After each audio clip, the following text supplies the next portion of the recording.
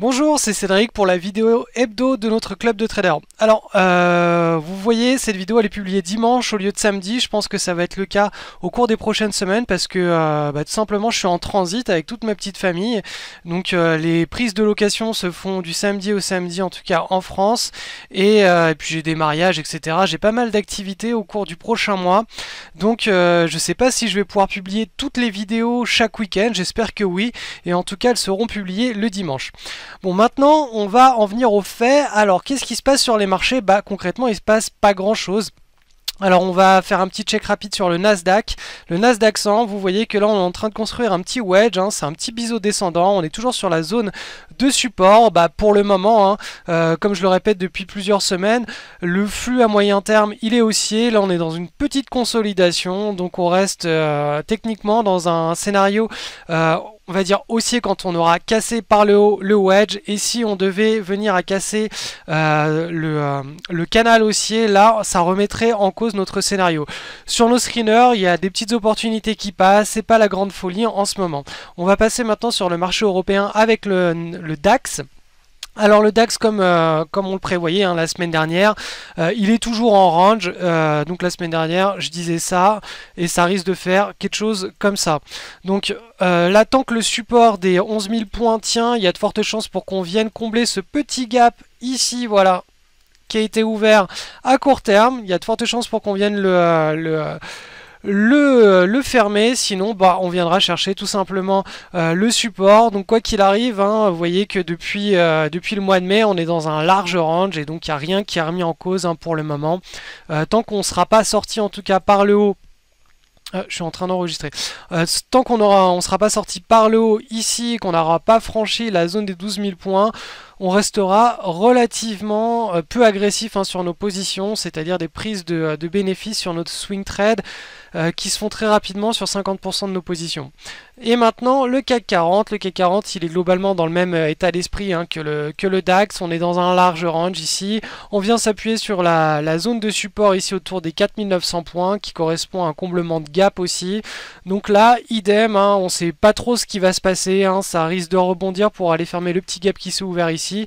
Et après on verra ce qui se passe. Soit on part par le bas, on va retester les niveaux du gros range, soit avec un peu de chance au mois de septembre, octobre, on va passer par le haut et relancer une nouvelle tendance à moyen long terme. Alors cette semaine, j'ai relevé 5 actions hein, sur tous nos screeners à travers le monde entier, à l'international. Donc on a 3 actions sur le marché européen et 2 actions sur le marché américain. Alors la première sur le marché européen, c'est TGH, qui est coté sur le marché allemand.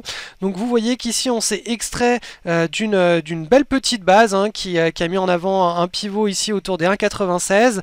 On a un beau momentum haussier à moyen long terme. On s'est extrait aussi sur le comportement, regardez, historique de cette action d'une très large base de pratiquement 2 années en 2013-2014. On a beaucoup de volume, donc un gros intérêt pour cette action. Et là, le breakout, il s'est fait ici le 10 août, juste avant le 7 août, donc le vendredi de la semaine précédente. Avant de casser, on avait déjà les volumes en augmentation, même un petit peu avant le 31 juillet, et on a eu notre breakout effectif en début de semaine, donc le lundi. Donc là on est toujours sur des niveaux qui sont relativement intéressants pour prendre une position, à savoir, hein, je le répète, en ce moment marché en range. Donc si vous rentrez sur les niveaux là et que vous mettez par exemple un stop ici, l'idée ça va être de donc vous rentrez là, hop, ça va être de neutraliser très rapidement la position dès qu'on aura atteint le R1 qui se situe à ce niveau-là à peu près.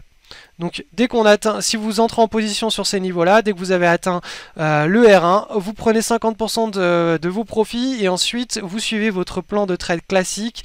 C'est la meilleure des choses à faire quand on est dans un marché en range. Ensuite, autre action cotée sur le marché italien, ASR. Donc celle-ci, elle est en train de s'extraire d'une large base, donc elle est en mode recovery. Vous voyez qu'ici on a une petite pattern de type requête de marché. Pour moi, ça c'est pas un trade à prendre parce que la petite pattern en mode requête de marché, elle se fait au niveau de la large base. Idéalement, il aurait fallu qu'on ait cette petite zone de consolidation plus haut après le breakout de la large base, qui n'est pas le cas ici, puisque là on était pile poil sur la zone du pivot. Autre chose intéressante, hein, c'est que là on a des volumes explosif exceptionnel. Donc ça peut nous mener à une deuxième petite consolidation de type rocket qui là pourra nous permettre de prendre le trade.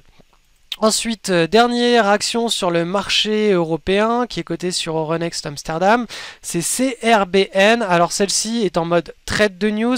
Vous voyez qu'ici, le 12 août, donc on a cassé à la hausse avec des volumes exceptionnels sur une annonce de résultats.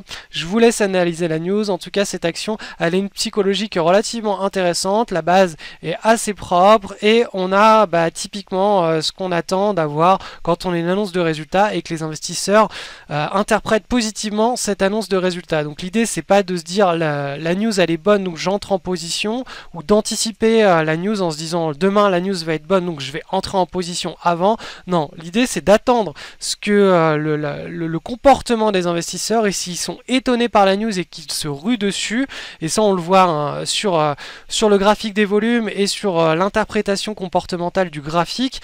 Si on a ce constat et que c'est doublé par une surprise sur le consensus et sur la news, là on peut mettre en place un trade de news. Donc tout ça je l'explique très en détail dans une formation de 9 heures sur le trading de news.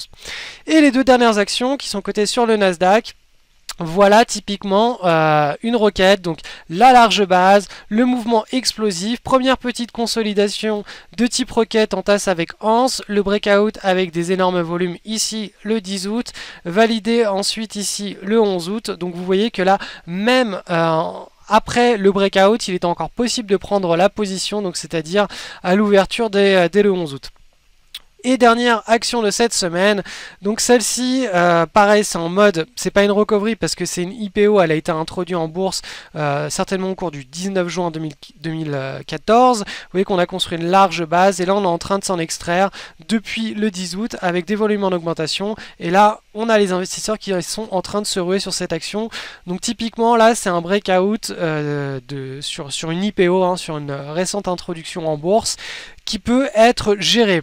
Ensuite, ce qu'on va en attendre certainement de celle-ci, au vu de son comportement sur le breakout, c'est sur une première consolidation, si on a une requête, donc une petite consolidation à court terme de type requête de marché, on pourra mettre en place un plan de trade de type requête de marché.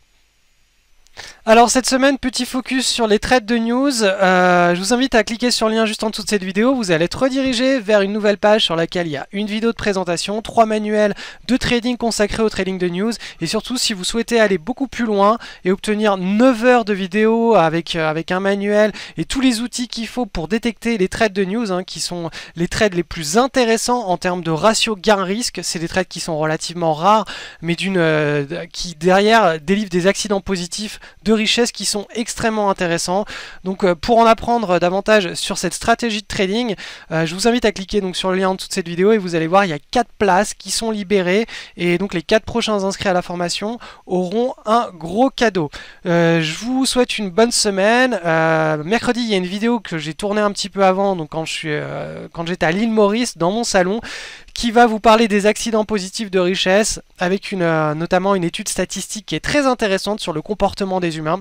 Et vous verrez, ça c'est pour mercredi, ça a été préparé à l'avance puisque là, je le répète, je suis en vacances pendant 4 semaines, donc là je suis en France dans un chalet et puis je vais aller dans une petite maison de Provence la semaine prochaine avec tous mes amis, mais je le répète encore une fois, je vais continuer à faire les petites vidéos hebdo.